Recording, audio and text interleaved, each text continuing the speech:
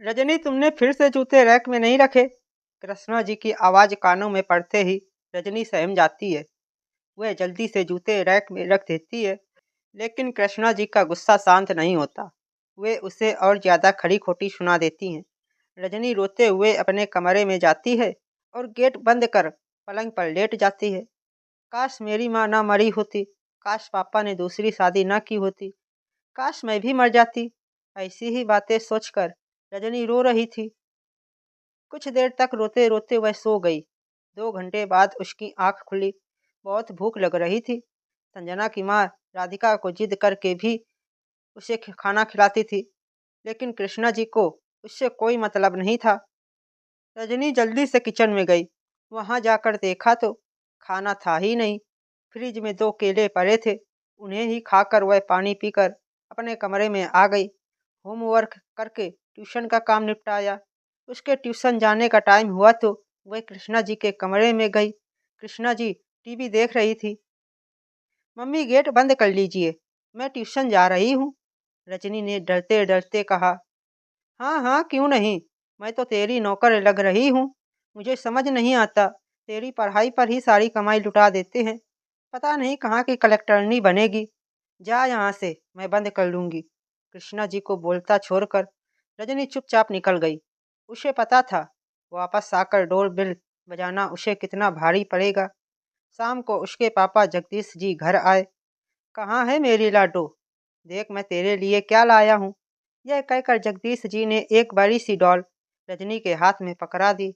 उसे देखकर रजनी के चेहरे पर मुस्कान आ गई। उसे खुशी डॉल से नहीं थी, बल्कि इस बात से थी कि उसके पापा उसे अभी भी इतना प्यार करते हैं। भले ही वो कृष्णा जी से डरते थे। तभी किचन से कृष्णा जी पानी लेकर आई। क्या जरूरत थी इस फिजूल खर्ची की? आपको पता है ना, इसकी पढ़ाई पर कितना खर्च हो रहा है। जगदीश जी ने उन्हें समझाते हुए कहा। अरे भाई, कोई बात नहीं, बच्ची है, उसका भी मन करता होगा खेलने का। वह तो बेचारी किसी चीज की जिद नहीं करती। आज बाजार में यह डॉल देखी तो मैं अपने आप ले आया। कृष्णा जी चुप रह गई और चाय बनाने किचन में चली गई। कृष्णा जी ने अपने पति के मरने के बाद जगदीश जी से यह सोचकर दूसरी शादी कर ली थी कि मजे से रहेंगी, लेकिन जब से रजनी की जिम्मेदारी उनके कंधों पर आई है, तब से वो उसे परेशान करने लगी थी। वो चाहती थी अपनी माँ की तरह वह भी मर जाए या कहीं चली जाए। बस जगदीश जी के कारण उनको चुप रहना पड़ता था। स्कूल की छुट्टी वाले दिन जगदीश जी ऑफिस जाते ही सारा काम रजनी के सिर पर डालकर वो सोने चली जाती थी। रजनी की उम्र 8 साल थी, लेकिन ऐसा लगता है कि माँ के मरते ही वह अपनी उम्र से काफी बड़ी हो गई है। घर का सारा काम करती, अपनी पढ़ाई करती और माँ से डांट भी खाती। कभी कभी उसकी पिटाई भी होती थी। एक दिन रजनी बर्तन साफ कर रही थी, तभी उसके हाथ से एक कांच का गिलास गिरकर टूट जाता है। यह देखकर कृष्णा जी उसे बहुत मारती है और उसे खाना भी नहीं देती। रात तक रजनी रोती रहती है। वह अपने कमरे में पलंग पर लेटी हुई रो रही थी। तभी उसके पापा जगदीश जी कमरे में आए। कृष्णा जी ने उन्हें पहले ही बता रखा था कि रजनी खाना खाकर सो गई है। जब वे किसी काम से रजनी के कमरे में गए तो देखा वह सुबह सुबह कर रो रही थी। जगदीश जी ने उससे पूछा, बेटी क्या बात है, आज खाना अच्छा नहीं बना क्या? तू रो क्यों रही है? यह सुनकर रजनी को जोर से रोना आ गया। वह बोली, पापा मुझे मर जाना चाहिए। रजनी की बात सुनकर जगदीश जी चौंक जाते हैं। वे उससे पूछते हैं तो रजनी डरते डरते सारी बात बता देती है। जगदीश जी सोच में पड़ जाते हैं। हे भगवान, ये क्या हो गया? मैंने दूसरी शादी इसलिए की थी कि मेरी बच्ची को संभालने के लिए उसे माँ मिल जाएगी। आज तो यही उसकी दुश्मन बन गई है। जगदीश जी ने रजनी से कहा, बेटी तू चिंता मत कर, मैं सब ठीक कर दूंगा। चल तू खाना खा ले। रजनी ने खाना खाया और सो गई। लेकिन जगदीश जी गहरी चिंता में डूब गए। उन्हें रजनी के भविष्य की चिंता होने लगी। साथ ही उन्हें ऐसा भी लगने लगा कि कहीं कृष्णा जी उसे मार ही न दे। 2 दिन तक सब कुछ सामान्य चलता रहा। तीसरे दिन जगदीश जी ने कृष्णा जी से कहा, मुझे ऑफिस के काम से बाहर जाना है, तुम घर का ध्यान रखना। रजनी को पता था कि ये 2 दिन काटने उसके लिए भारी पड़ जाएंगे। अकेले में जगदीश जी ने रजनी से कहा, बेटी बस हिम्मत करके ये 2 दिन काट ले। मैं तेरे लिए ही इंतजाम करने जा रहा हूँ। तुझे इस सब से बाहर निकाल कर अच्छी जिंदगी देने के लिए जा रहा हूँ। बस तू किसी तरह 2 दिन यह सब सह ले। यह कहकर जगदीश जी चले गए। रजनी चुपचाप घर का काम करती रही। 2 दिन बाद जगदीश जी वापस आए। जगदीश जी जानते थे कृष्णा जी के मायके में शादी है, वो जरूर जाएगी। बस उसी दिन का इंतजार था। कृष्णा जी के जाते ही जगदीश जी ने जल्दी से अपना और रजनी का सामान पैक किया और दोनों निकल गए। जगदीश जी रजनी को लेकर रेलवे स्टेशन पर पहुंचे। वहां जाकर उन्होंने मुंबई की 2 टिकट खरीदी और रजनी को लेकर ट्रेन में चढ़ गए। रजनी को कुछ समझ नहीं आ रहा था। वह बोली, पापा हम कहाँ जा रहे हैं? यह सुनकर जगदीश जी बोले, बेटा बहुत दूर जा रहे हैं, अपना सब कुछ छोड़कर। जो गलती मैंने की थी उसका प्रायश्चित कर रहा हूँ। मैं तेरे लिए माँ लाना चाहता था, लेकिन मुझे क्या पता था कि वही तेरी दुश्मन बन जाएगी। यह सुनकर रजनी बहुत खुश हुई, लेकिन दूसरे ही पल वह बोली, पापा मम्मी का क्या होगा? वो अकेले कैसे रहेंगी? बेटी की बात सुनकर जगदीश जी की आंखों से आंसू छलक गए। वो बोले, बेटा तुझे उसका ख्याल है जिसने कभी तुझे बेटी नहीं माना।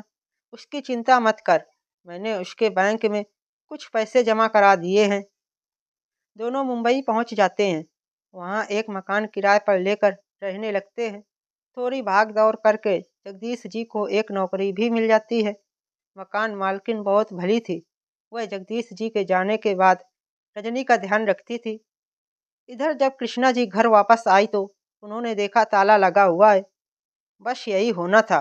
पापा के जाते ही महारानी खेलने निकल जाती है।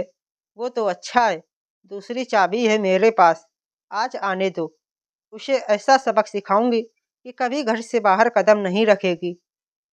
कृष्णा जी अपने बेडरूम में जाकर सो जाती हैं। दोपहर से शाम और शाम से रात हो जाती है। न जगदीश जी आए न रजनी। उन्हें चिंता होने लगी। वे घर में इधर उधर घूम रही थी। तभी उनकी नज़र सामने मेज पर पड़े कुछ सामान पर गई। सामान के साथ एक चिट्ठी भी थी। कृष्णा जी ने चिट्ठी पढ़ी और उनका रो रो कर बुरा हाल हो गया। सामने बैंक की पासबुक, जगदीश जी का मोबाइल पड़ा था। अब तो वे उनसे संपर्क भी नहीं कर सकती थी। बेटी की खातिर अपना सब कुछ छोड़कर जगदीश जी एक नई दुनिया बसाने चल दिए थे। रितेश तुम स्कूल जाओगे या नहीं? माँ की आवाज़ सुनकर रितेश ने गुस्से में कहा, नहीं, मैं स्कूल नहीं जाऊंगा। शारदा जी को बहुत गुस्सा आया, लेकिन अपने गुस्से को कंट्रोल करके उन्होंने कहा, बेटा स्कूल नहीं जाओगे तो बड़े होकर क्या बनोगे? क्या मेरी तरह मेहनत मजदूरी करोगे? हाँ माँ, मैं अभी से काम करना चाहता हूँ। आपको काम करता देख मुझे बहुत दुख होता है। रितेश की आंखें नम थी। यह सुनकर शारदा जी की भी आंखें नम हो चली थी। पहले पति की बीमारी से जूझती रही। कभी किसी अस्पताल में दिखाया, कभी किसी में। बाद में पता लगा कि दोनों किडनी फेल हो चुकी है। 1 साल पहले वे चल बसे। तब से घरों में काम करके किसी तरह अपने 8 साल के बेटे को पढ़ाना चाहती थी। शारदा जी ने रितेश को समझाते हुए कहा, बेटा मेरी चिंता छोड़ दे, मैं सब कर लूँगी। बस तू किसी तरह अपनी पढ़ाई पूरी कर ले, फिर हमारे पहले जैसे दिन आ जाएंगे। तुझे याद है तेरे पापा कितने अच्छे से हमें रखते थे? उनके बीमार पड़ते ही सब कुछ बिक गया। अब तो बस ये मकान ही बाकी है। इसे बचाए रखना है तो मुझे तो काम करना ही पड़ेगा, नहीं तो हम सड़क पर आ जाएंगे। रितेश बोला, माँ इस समय हमें पैसों की ज़रूरत है। पापा की बीमारी में जो कर्ज लिया था वो कैसे चुकेगा? जब कर्जदार आकर तुम्हें गालियां सुनाते हैं तो मुझसे बर्दाश्त नहीं होता। शारदा जी बोली, बेटा सब धीरे धीरे चुक जाएगा। मैं तेरी जिंदगी बर्बाद नहीं कर सकती। तू मेरी बात मान, पढ़ना मत छोड़। रितेश उनकी बात को नज़रअंदाज करते हुए बोला, माँ आपको पता है कितनी फीस है मेरे स्कूल की? पापा ने इतने बड़े स्कूल में दाखिला करा दिया। वहाँ की फीस में आपके आधे महीने की कमाई चली जाती है। कर्ज कैसे उतरेगा? शारदा जी भी मन ही मन यह बात समझती थी। उनकी हैसियत नहीं थी अब उस स्कूल में पढ़ाने की, लेकिन उन्हें याद है उनके पति ने कैसे दौड़ भाग करके रितेश का एडमिशन करवाया था। उनका सपना था कि रितेश पढ़ लिख कर बड़ा आदमी बन जाए। जब तक राजेश जी जिंदा थे, शारदा जी को कभी किसी बात की कोई कमी नहीं होने दी। घर में हमेशा पार्टियां होती रहती थी। कभी कोई मेहमान, कभी कोई, हमेशा आते रहते थे। उनके स्वागत सत्कार में शारदा जी को बहुत खुशी मिलती थी। ऐसा लगता था जैसे वो एक बड़े परिवार के साथ रहती हैं। सब लोग उनका हाल चाल पूछते, लेकिन जब से राजेश जी बीमार हुए, धीरे धीरे सब ने किनारा कर लिया। यहाँ तक कि जब राजेश जी ने प्राण छोड़े, वहाँ शारदा जी और रितेश के अलावा कोई नहीं था। एम्बुलेंस घर आई, तब कुछ पड़ोसियों ने मदद की और उनका अंतिम संस्कार किया। उस दिन से आज तक उनका एक भी करीबी रिश्तेदार उनसे मिलने नहीं आया। हाँ, एक दूर के रिश्तेदार ने कई बार मकान खरीदने की बात की, लेकिन शारदा जी ने उसे फटकार दिया। दोनों माँ बेटे एक दूसरे को समझा रहे थे, तभी दरवाजे की घंटी बजी। शारदा जी ने गेट खोला तो सामने एक बुजुर्ग व्यक्ति खड़े थे। तुम ही राजेश की पत्नी हो? उन्होंने भारी सी आवाज में पूछा। शारदा जी को कुछ समझ नहीं आया तो उन्होंने कहा, जी मैं ही हूँ, लेकिन आप कौन और इन्हें कैसे जानते हैं? बेटी, क्या मैं अंदर आकर बैठ सकता हूँ? बहुत दूर से आया हूँ, क्या मुझे एक गिलास पानी मिल सकता है? एक ही सांस में सब कुछ बोलकर वे बुजुर्ग जवाब का इंतजार करने लगे। शारदा जी ने कहा, हाँ हाँ, आप अंदर आइए, बैठिए, मैं आपके लिए पानी लाती हूँ। शारदा जी के जाने के बाद बुजुर्ग सामने पड़ी एक पुरानी सी कुर्सी पर बैठ गए। रितेश से बात करते हुए उन्होंने पूछा, बेटा कौन सी क्लास में पढ़ते हो? जी थर्ड में। इतना कहकर रितेश चुप हो गया। शारदा जी पानी लाई। पानी पीकर बुजुर्ग ने कहा, बेटी यहाँ बैठो, मेरा नाम शांति लाल है। तुम्हारे पति मेरी ही कंपनी में काम करते थे। बहुत छोटी उम्र से उन्होंने मेरे यहाँ नौकरी कर ली थी। धीरे धीरे उन्होंने मेरा विश्वास जीत लिया। मेरी कंपनी की सारी जिम्मेदारी मेरी कंपनी की सारी जिम्मेदारी वे अकेले संभाल रहे थे।